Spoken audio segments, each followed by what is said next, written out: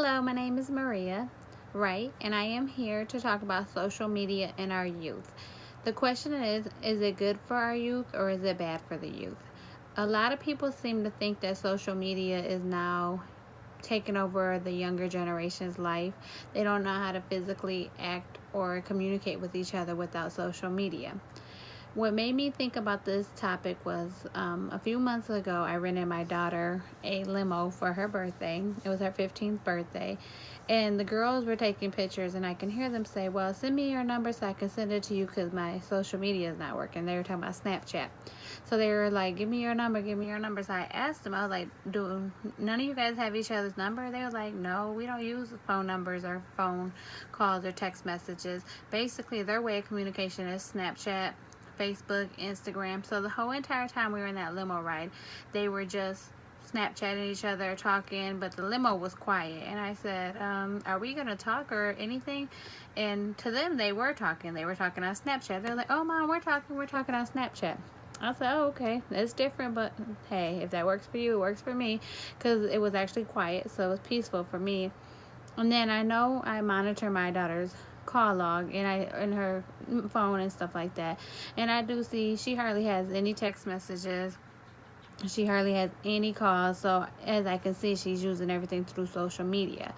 So with that being said, there's a lot of communication. Is if it's good, is it bad? The biggest thing is social media is going to be, basically the reason why they say it's bad is because of the fact that it takes away communication. As you can see from my story, they don't even know how to interact with each other without that social media. They have no way to even know how to speak to each other.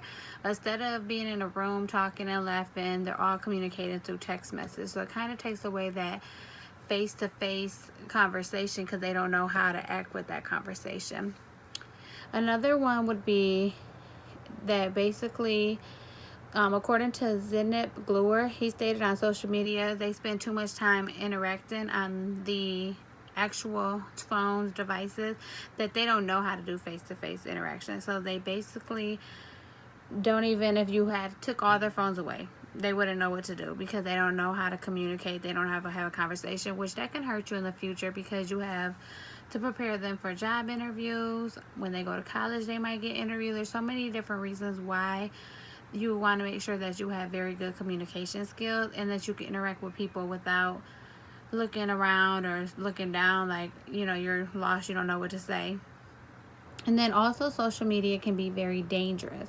So with sex predators, I know this common for people to meet up online with people they don't know. It could be a whole different person behind that screen, but yet the kids choose to go on dates with them, to communicate with them, because they don't know. They think it's just innocent. They think it's the person on the picture, which is not. Sometimes it's a predator.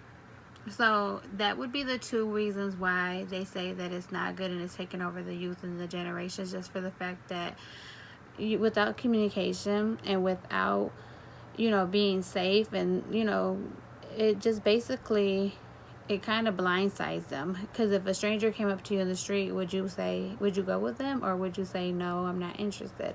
But with it being social media, they feel it's safe, and then they advertise so many pictures. That's another downfall with social media. Their picture is everywhere. It's viral. Once it gets out there, it cannot be deleted, and they don't look at it that way.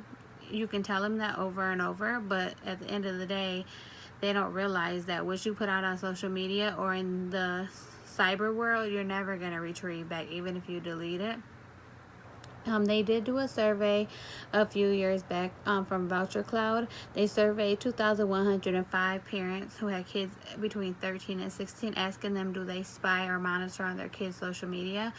55% of those parents did say that they do have the passwords, they check it all the time. But there's 45% of those parents that are not checking their social media. They're not checking the kids' resources. So these kids are left free to do whatever they want to do. And parents don't realize what kind of world is on the other side of the actual internet. They don't realize the harm that they're bringing to their child. So those were the downfalls that I did see while I was researching it.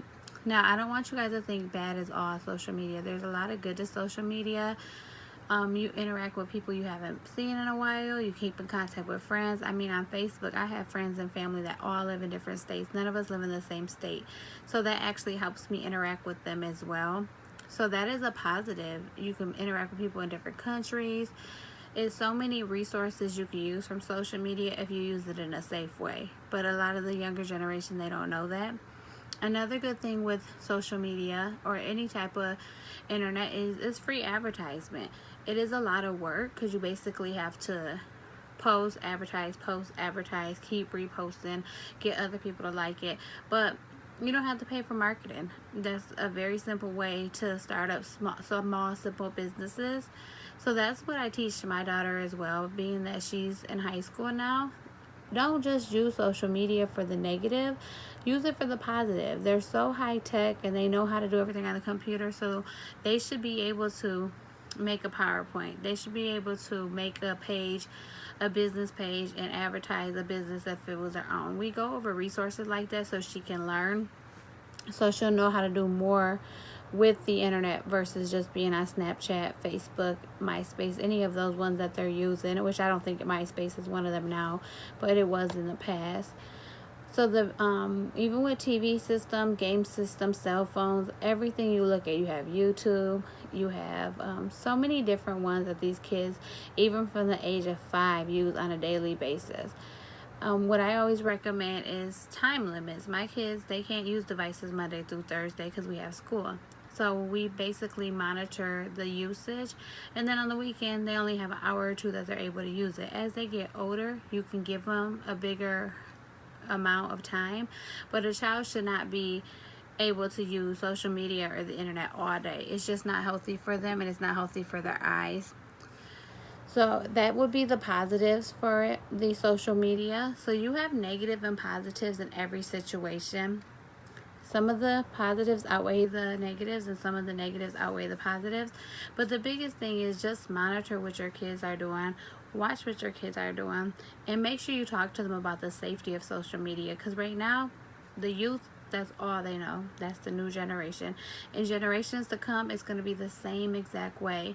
So it is very important to tell them about the harm, about the pictures. It's very important to tell them about the anything that can possibly hurt them, the arguing and fighting back and forth on social media, because those are stuff that could harm them in the future, and not only impact them now, but it impacts their future if they get in trouble or they do something that is maybe a higher crime offense, because the police can monitor everything. Your job, your employers, they're looking at your Facebook and your social media because that's the new way of technology. So I would say just to focus on the positive and just limit the kids from the negatives, and that would basically be, in my opinion, social media is not a bad thing of the youth. I just feel like it's just the parents allow them to control them versus setting limits. And that would be my presentation on social media. Thank you.